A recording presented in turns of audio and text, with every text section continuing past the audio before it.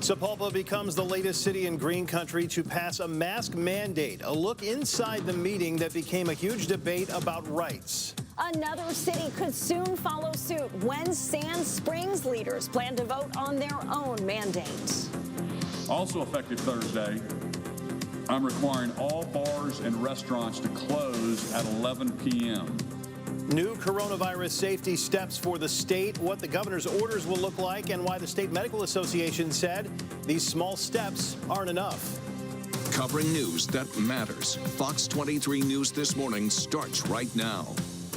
Good morning, I'm Michelle Lynn. And I'm Ron Terrell. It is 4:30. Active coronavirus cases are 6 times higher now than what we saw in mid-July. We are seeing schools, cities, and now even the governor responding to the surge. The safety measures being ramped up across the state in just a moment. First, though, something you can enjoy. Meteorologist Michael Sager is tracking another warm-up with lots of sunshine ahead. Yeah, we've got a great kind of wake you up this morning. We'll have temperatures holding near 40 or so as we go through 7 o'clock. And as mentioned, beautiful day in store where we end up this afternoon in about 10 minutes. We begin with the impact of coronavirus on people in Sapulpa. It's now the 3rd city in the Tulsa metro to pass a mask mandate.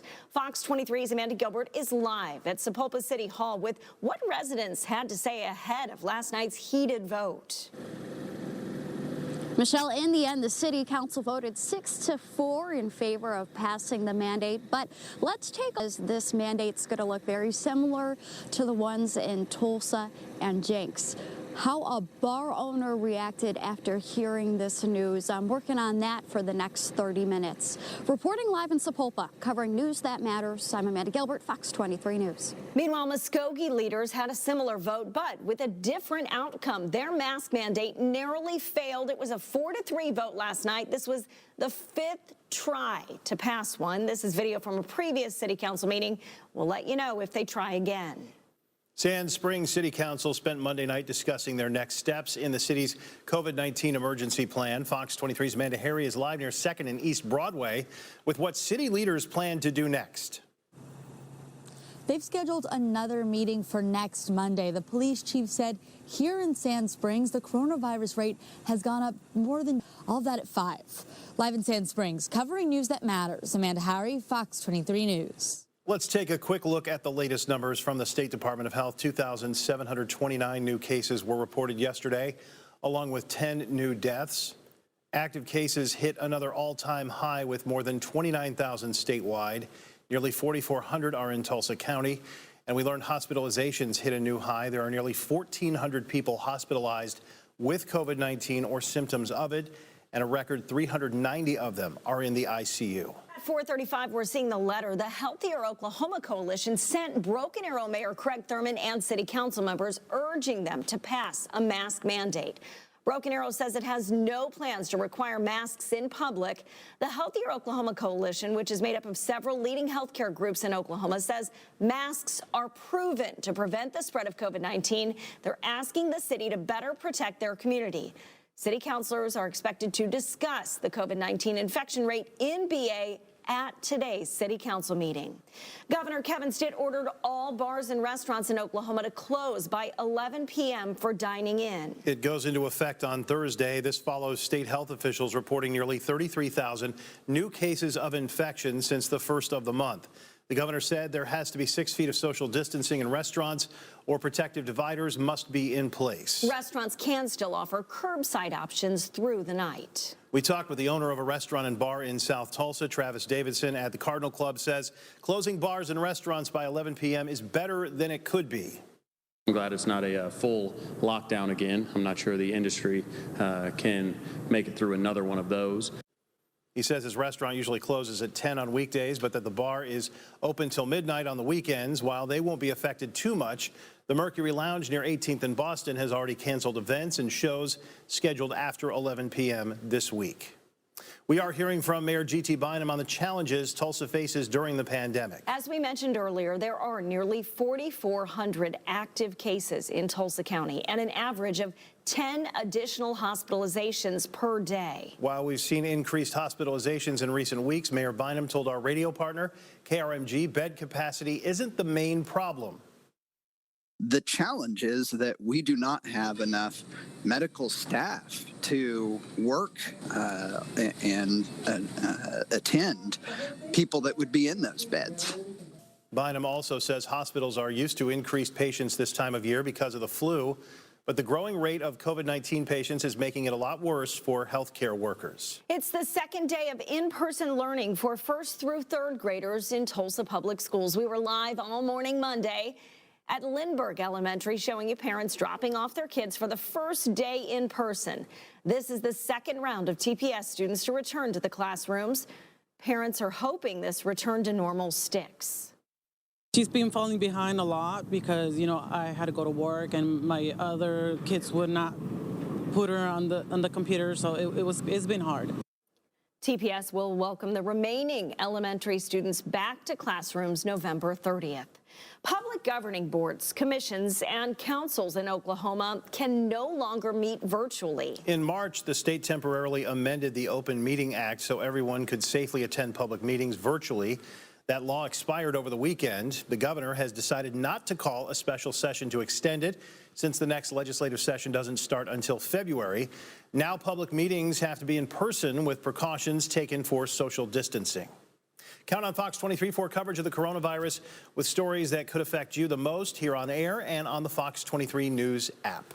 At 4:38, a Henrietta man was flown by helicopter to a Tulsa hospital. He was injured by what investigators think was a homemade explosive. When the man's family arrived at the hospital, authorities say they found out explosives were in their car. They secured that. No one was hurt. In Henrietta, authorities searched a home. They found several explosives.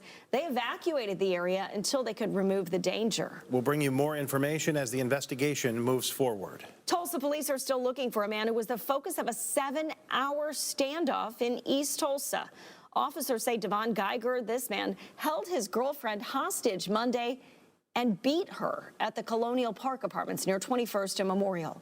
Police say he also has 3 felony warrants, all for weapons charges. Somehow he was able to slip away without police seeing him. Not all of the apartments in the vicinity are full, so there could have been some time when we were concentrating on one apartment that he could have gotten to the attic, which was open. The crawl space was open and could have gotten out.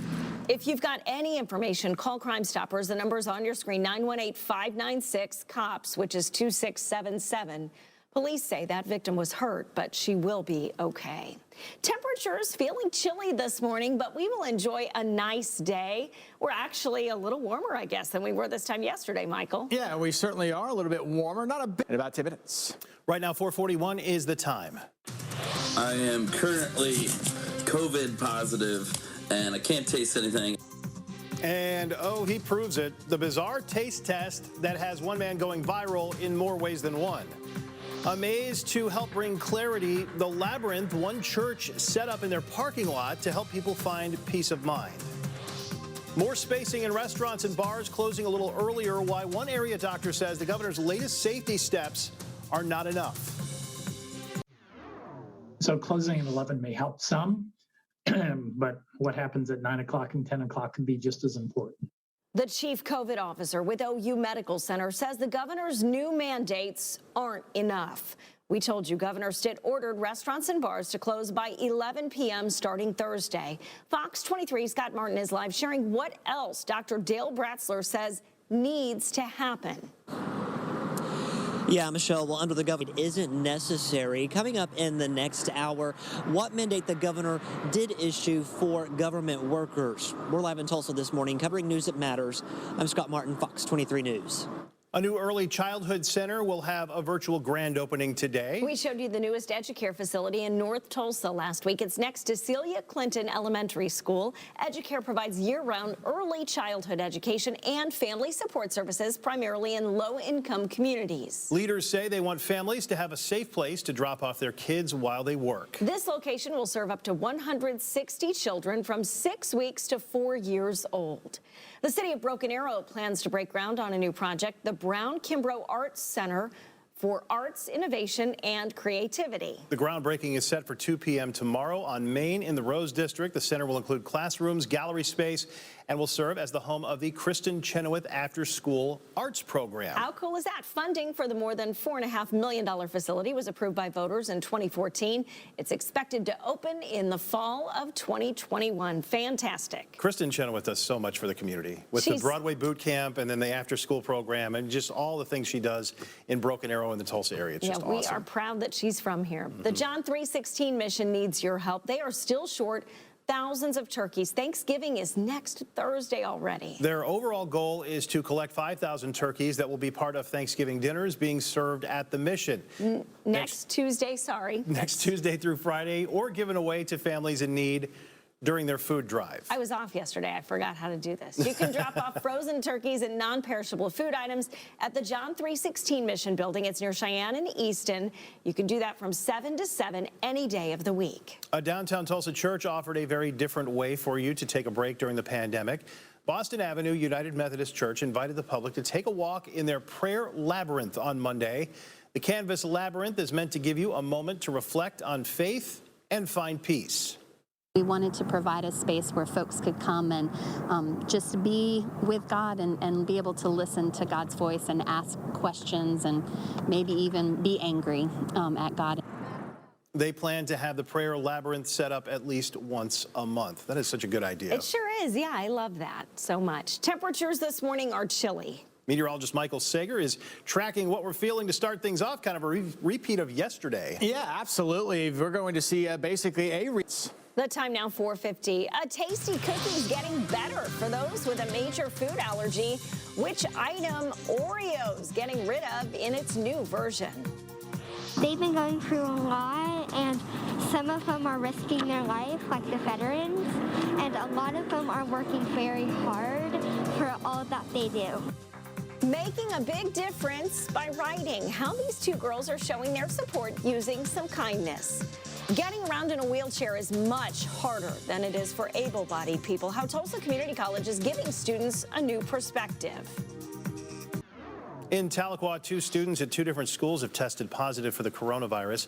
First, a student at Greenwood Elementary. 8 staff members and 33 students who were in close contact with the student will be quarantined. At Heritage Elementary, 3 staff members and 21 students will be quarantined after a student there tested positive for COVID-19. A 5th grader tested positive for the virus at Manford Upper Elementary. The school is notifying anyone who was in close contact. They say they'll work with the Creek County Health Department on contact tracing to see if anyone else needs to be notified. At 4:54, some Tulsa Community College students got the chance to see what it's like to live life in a wheelchair. These students are part of the Physical Therapist Assistant Program and spent Monday rolling around the college's downtown campus. The professors say the idea is to help students realize the limitations wheelchair-bound people experience every day. We can quickly hop out of the car, run into the building, do some business, come back out. But someone in a chair, it's going to take them more time. They may run into barriers that we wouldn't think about with sliding doors, ramps, curbs, and things that are just easily taken for granted. Professor Carla Hinkle says at the end of the day, students are amazed and shocked at the physical effort it takes to get around in a wheelchair. I can imagine definitely would be a workout for the shoulders and a way to change their perspective. A learning experience for those students. Right now, 4:55 is the time. Another mask mandate in our area. The heated discussion leading up to a vote in Sapulpa and why some were not on board. A police chief taking charge to try and get a mask mandate in his community. Why he says a mandate should be considered a precaution, not a last resort. Live look outside. This is right over Highway 169 outside of Tulsa Raceway Park. And I'll tell you what, things looking pretty good so far this morning. We'll break down the rest of your morning drive in about 3 minutes.